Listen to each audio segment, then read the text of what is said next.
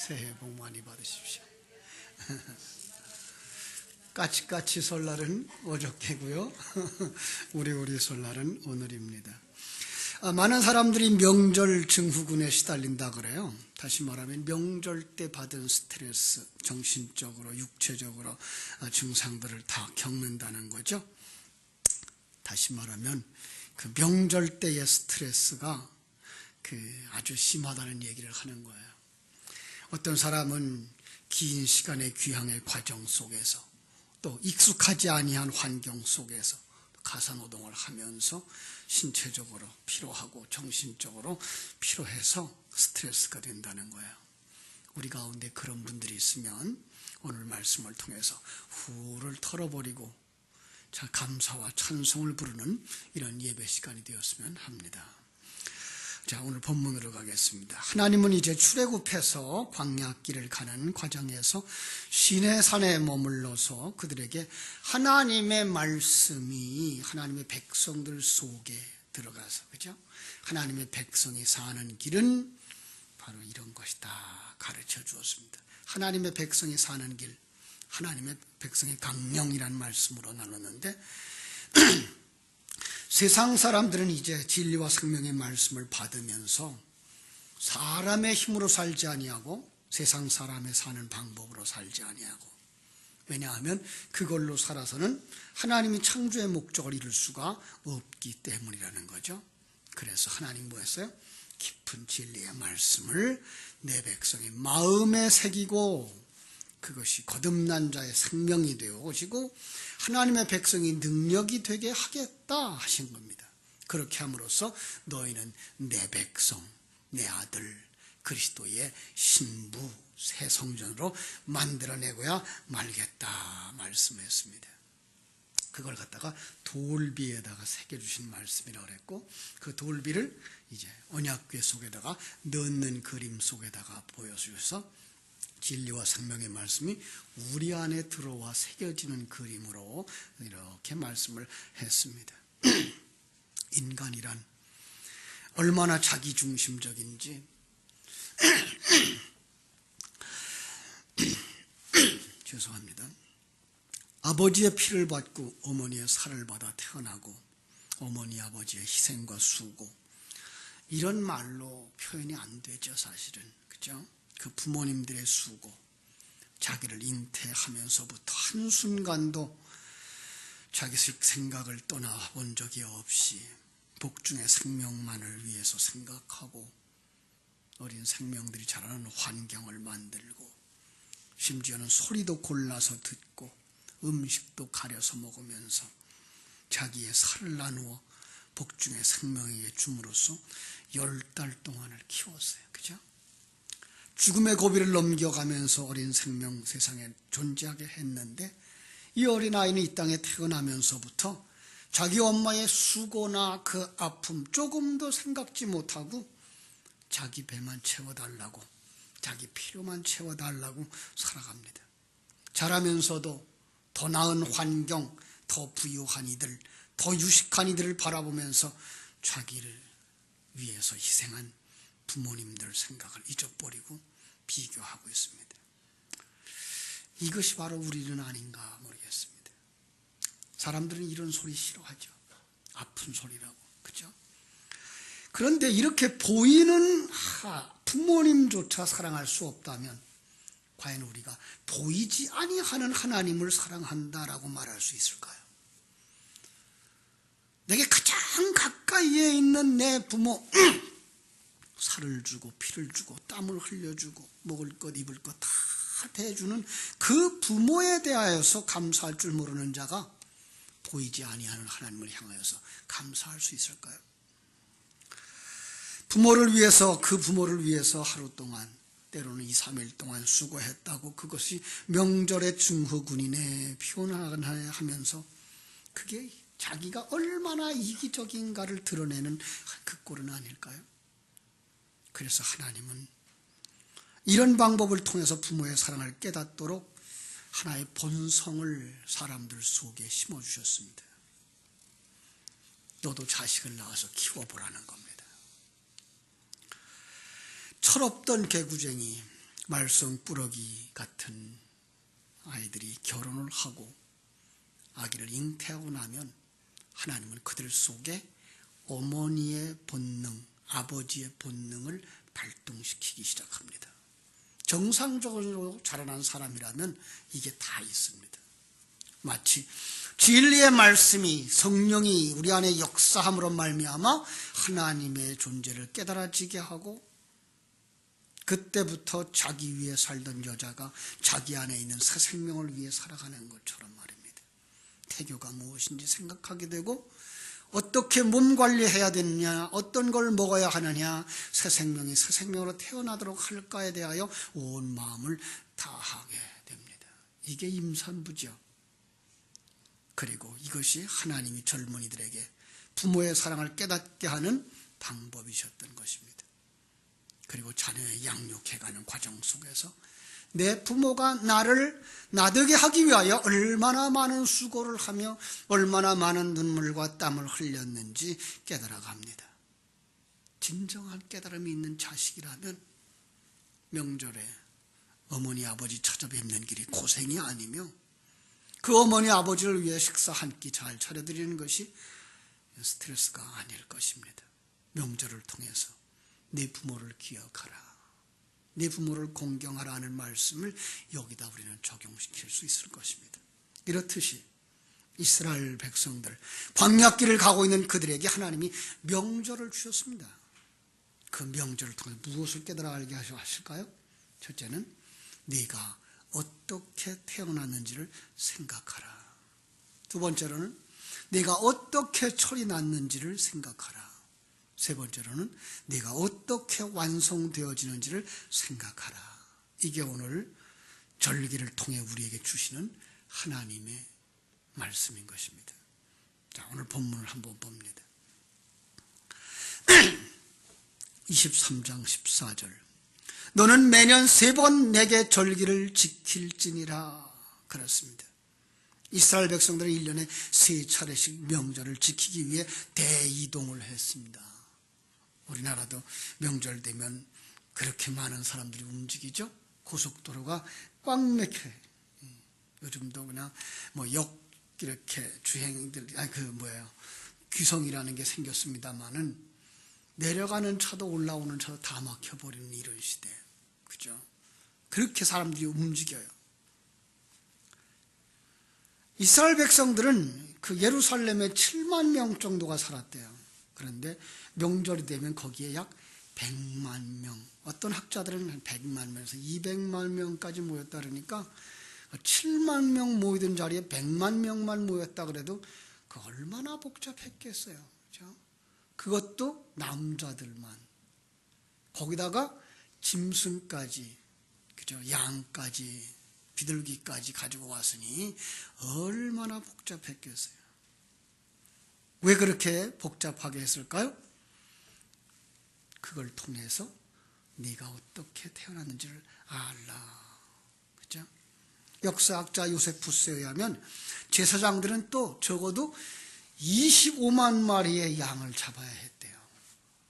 25만 마리에서 26만 마리. 그러면은 일주일 동안에 그걸 다 잡는다 그러면 적어도 하루에 한 4만 마리, 4천 마리. 그죠? 그러면 하루 10시간 근무를 한다 그래도 1시간에 400마리를 잡아야 되는 거예요. 한번 생각해 보세요. 양을 그렇게 많이 잡으려면 그 제사장들, 레위인들이 얼마나 힘들고 바빴을까요? 그죠?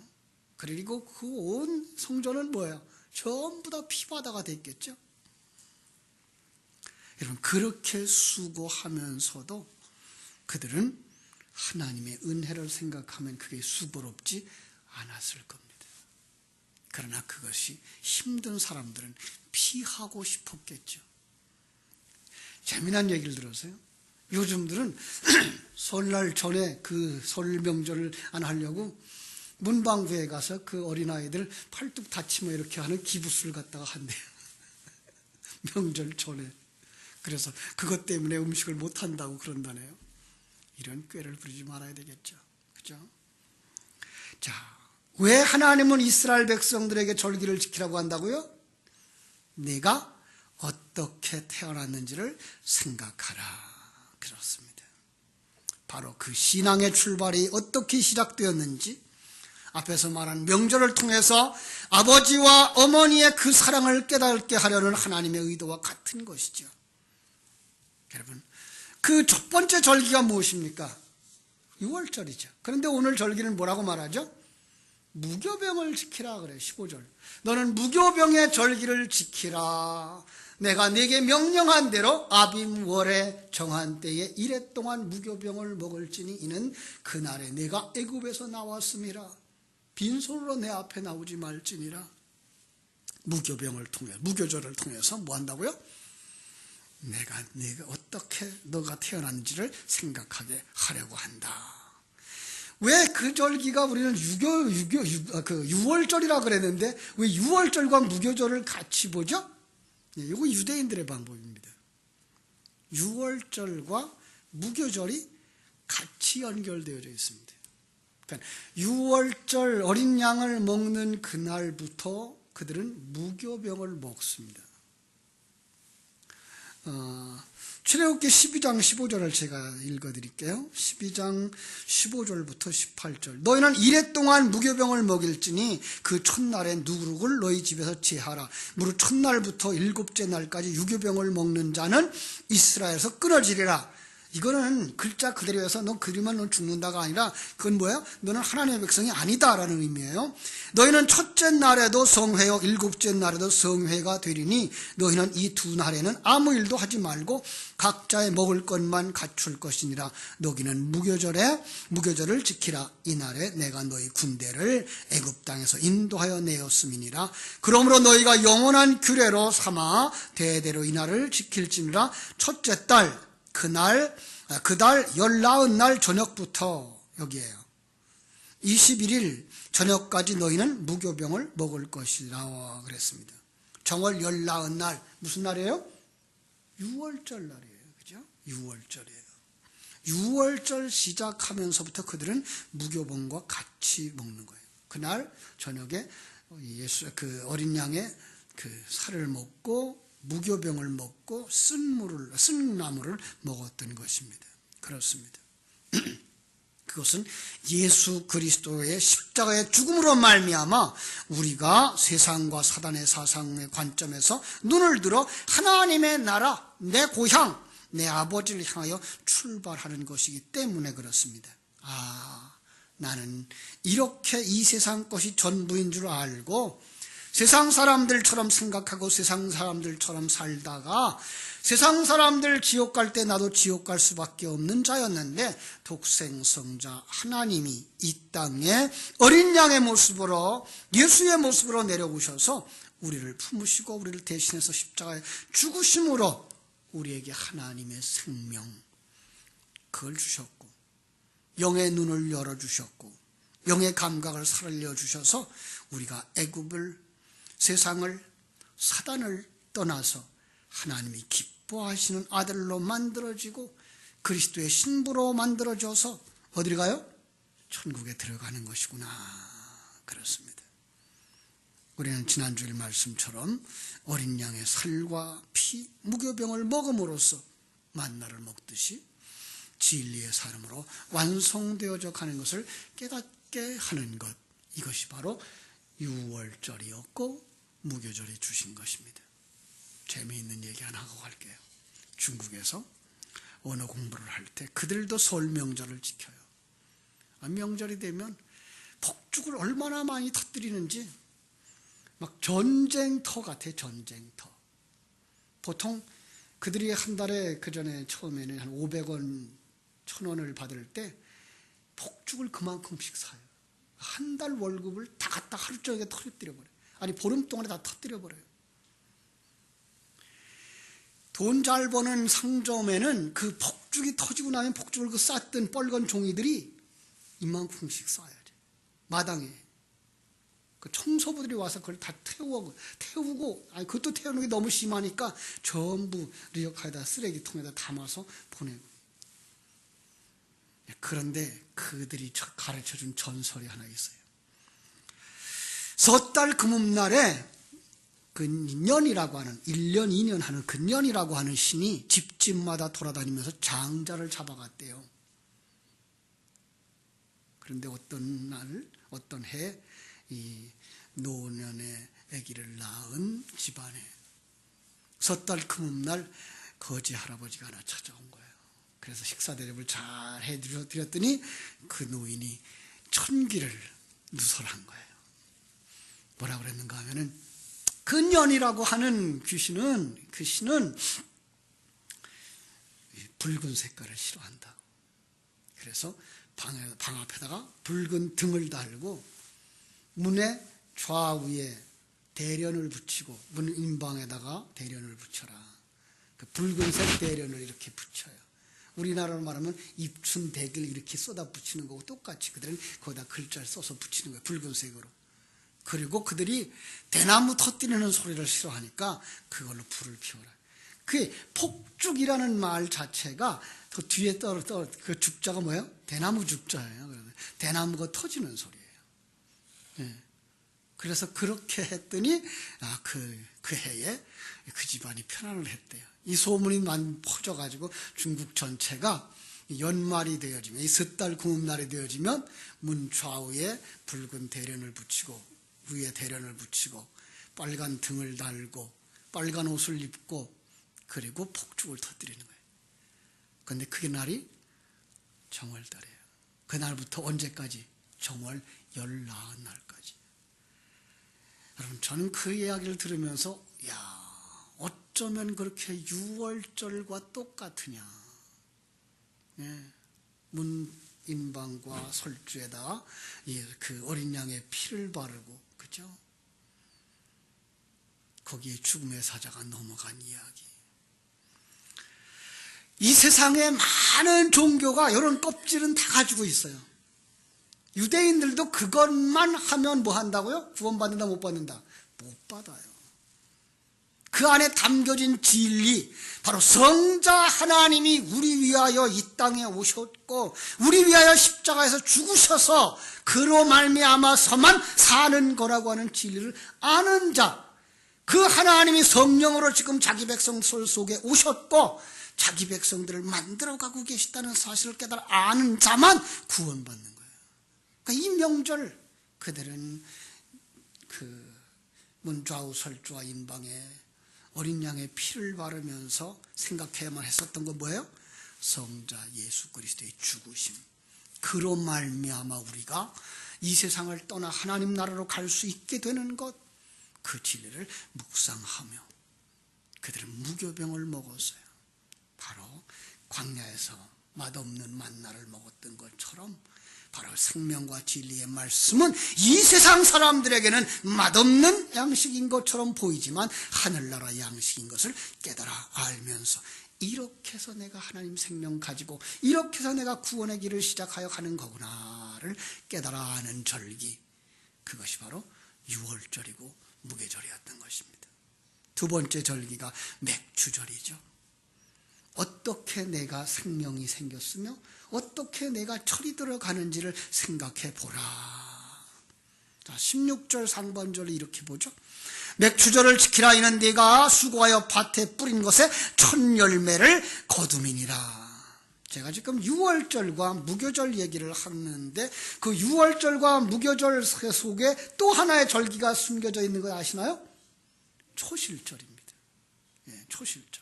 레위기 23장 9절로 14절을 보면 그날에는 첫 이삭 한 단을 바치는 절기 초실절이 나오고, 레위기 23장 15절로 22절에 가서야 두 번째 곡식을 드리는 오순절 규례가 나와요. 많은 사람들이 이걸 속아가지고 한 대로 뭉쳐서 초실절이 오순절인 줄 알고 있는데 아니요. 6월절에서 바로 안식 후 첫날, 그날이 바로 초실절이에요. 그렇습니다. 자, 그 안식일 다음 날, 여기 놀라운 비밀이 숨겨져 있는 거죠. 이스라엘의 정월달은 우리가 생각하는 이런 정월이 아니고 우리나라 달력으로는, 양력으로는 약 3월달, 4월달이 되죠. 그렇습니다. 보통 우리가 부활절을 어떻게 찾죠? 부활절. 춘분 지나서 만월 후 첫 번째 주일 이렇게 돼요. 금년 같은 경우는 춘분이 3월 21일, 그리고 춘분 지난 다음에 만월이 되어지는 보름날이 4월 3일, 그 4월 3일 지나서 첫 번째 주일, 그래서 4월 5일이 부활주일이 되는 거죠. 이 날이 무슨 날이에요? 그들의 정월 열나은 날 어린 양을 잡고, 그죠? 안식일 지나서 다음 날 부활절이 되는 날이에요. 그러니까 그들의 정월달은 오늘 우리나라로 말하면 지금 3월 한 중순쯤 시작이 되는데, 그게 그 나라로서 말하면 이게가 그 보리를 거두는 시기인 거예요. 우리나라는 3월달, 4월달에 보리 못 거두지만 거기는 날씨가 따뜻한 나라라서 이때에 보리를 거두게 되는 거죠. 그 보리를 거두어서 처음 하나님께 드리는데, 놀랍게도 그 첫 열매 초실절 드리는 날이 6월절 어린 양을 잡아서 먹고 떠나면서 안식일 지나 다음 날, 그러니까 예수님은 6월절 날 죽으시고 부활절 날 부활하신 날, 이때가 되는 거예요. 이게 바로 초실절에 얽혀진 이야기인 거예요. 예수님이 첫 열매가 되셔서 완성되어져 하나님 나라에 들어간 절기가 초실절인 거예요. 바울 사도는 고린도전서 15장 20절로 22절에서 이렇게 예수님의 부활이 곧 첫 열매라고 말하고 있는 것을 보게 됩니다. 제가 읽어드릴게요. 그러나 이제 그리스도께서 죽은 자 가운데서 다시 살아나사 잠자는 자들의 첫 열매가 되셨도다. 이게 초실절이에요. 사망이 한 사람으로 말미암았으니 죽은 자의 부활도 한 사람으로 말미암는도다. 아담 안에서 모든 사람이 죽은 것 같이 그리스도 안에서 모든 사람이 삶을 얻으리라. 이 실제적인 상황이 언제 이루어져요? 어린 양이 살아난 것처럼 너희들도 살아난다라는 절기를 오순절에 갖다가 연결을 딱 시켜놓은 거예요. 그래서 초실절에는 대맥 보리가 완성되어지고, 그리고 오순절에는 소맥 밀을 거두는 시기가 되어지는데, 그 밀 거두는 시기에 신구약 성경 속에서는 성령이 강림하셔서 자기 백성들 속에 하나님의 생명이 들어가 하나님의 생명으로 말미암아 깨달아 알게 하시고 그들이 하나님의 사람으로 완성되어가는 과정을 진행하게 되어지는 것입니다. 그렇습니다. 이것이 바로 오순절에 얽혀진 깊은 진리. 네가 어떻게 이 사실을 깨달아 알게 되었니? 성령의 역사하심으로 말미암아라는 겁니다. 세 번째 절기입니다. 16절, 오늘 본문의 16절 이렇게 말합니다. 맥추절을 지키라. 이는 네가 수고하여 밭에 거둔 것의 첫 열매를 거두미니라. 그 다음에 수장절을 지키라. 이는 네가 수고하여 이룬 것을 연말에 밭에서부터 거두어 저장함이니라. 맥추절을 보리 거두는 설기, 그죠? 수장절을 이제 우리는 추수감사절 이렇게 연상을 합니다. 왜냐하면 사람들이 그 수장절에 열매를 거두어서 저장하고 지키는 절기였기 때문에. 그럼 오늘 농사지 않는 사람들에게는 어떤 의미가 있을까요? 그들은 애굽을 떠나 광야를 지나 가나안에 들어가서는 정말로 농사 거두는 절기를 지켰던 것은 사실입니다만은, 이것을 경전에 기록해서 우리에게 주실 때에는 여기다가 역사나 절기의 의미를 지나서 여러분과 내 영적인 진리를 담아주신 것 믿습니까? 그래서 이 수장절이라고 하는 걸 딱 생각할 때에도 그들의 절기를 생각하면서 이 영적인 모습을 보실 수 있어야 되는 거예요. 이스라엘 백성들은 가을 추수를 다 마치고 밖에 나가서 초막을 짓고서 거기서 한 주일 동안, 한 해 동안 돌아온 날들을 더 묵상합니다. 이게 초막절입니다. 바로 6월절을 생각하고 오순절을 생각하고 수장절을 생각하면서 예수 그리스도의 죽으심과 그 부활하심으로 말미암아서 신앙은 시작되는 것이고, 그것이 내게 임하여 깨달아 알게 하시는 건 오순절의 성령으로 말미암아서고, 그 성령의 역사하심으로 말미암아 내가 이제 하나님의 사람으로 완성되어져 천국 곳간에 들어가는구나를 묵상하는 절기가 수장절인 것입니다. 그렇습니다. 이스라엘 백성들은 이렇게 1년에 3차례의 절기를 지키면서 뭘 생각했다고요? 내 신앙의 시작이 어떻게 되어졌느냐? 너에게는 어떻게 그것이 깨달아지며 그 깨달아짐대로 내가 완성의 길을 걸어가고 있느냐? 그리고 너는 이렇게 완성되면 어디로 가는지 아느냐를 주야로 이렇게 절기를 만나면서 묵상했던 것입니다. 그렇습니다. 오늘 우리는 이 귀한 절기 우리가 다시 한번 내 인생 속에 생각할 때 우리도 이 민속의 명절 속에다 하나님의 귀한 진리를 깊이 담아서 정말 내 아버지와 어머니를 생각하는 이 명절에 진정한 내 아버지와 내 어머니, 내 부모는 누군가? 그죠? 전능하신 하나님. 그 하나님이 우리를 위하여 유월절을 주셨고 초실절을 주셨고 그리고 오순절을 주셨고 그리고 수장절을 주셔서 이걸 늘 묵상하도록 하나님께서 우리 속에 귀한 은혜를 주셨는데 나는 매주일마다 주님 앞에 나와서 예배하면서 이 안식일의 개념 천국을 소망하며 살아가는가? 매년 6월절을 주셔서 성자 예수님을 묵상하게 하셨는데 나는 성자 예수님을 묵상하며 살아가는가? 매년 오순절을 주셔서 성령 하나님의 동행하심과 역사하심을 묵상하며 매년 수장절을 주셔서 머지않아 완성될 하나님의 아들의 모습, 그리스도 신부의 모습, 성전의 모습을 그려보고 마침내 완성되면 우리도 천국 곳간에 들어가겠구나를 늘 묵상하며 살아갈 수 있게 되기를 주님의 이름으로 축원합니다. 마지막 절에 본문을 넘어갑니다마는 한 절 읽고 내가 마치겠습니다. 18절 너는 네 제물의 피를 유교병과 함께 드리지 말며 네 절기 제물의 기름을 아침까지 두지 말지니라. 네 토지에서 처음 거둔 열매 가장 좋은 것을 가져다가 너의 하나님 여호와의 전에 드릴지니 너는 염소 새끼를 그 어미의 저주로 삶지 말지니라. 아주 깊은 의미가 이 속에 숨겨져 있습니다. 여기에 이런 말씀이 있죠. 15절 내가 애굽에서 나왔음이라 빈손으로 내 앞에 나오지 말지니라. 성전에 나오는 자들, 하나님의 앞에 나오는 자들은 빈손으로 안 됩니다. 뭐 가지고 나와야 됩니까? 어린 양 예수 그리스도입니다. 그렇습니다. 우리는 주님 앞에 예수 그리스도의 생명이 없이는 아무도 나올 자가 없습니다. 그렇죠? 18절 너는 네 제물의 피를 유교병과 함께 드리지 말지니라. 제물의 피를 무엇과 섞으면 안 됩니까? 세상의 논리로 섞으면 안 되는 것입니다. 아침까지 두지 말고 먹어야 됩니다. 예, 우리는 하나님의 말씀을 천국에 들어갈 때까지 다 먹어야 됩니다. 온전히 먹어야 됩니다.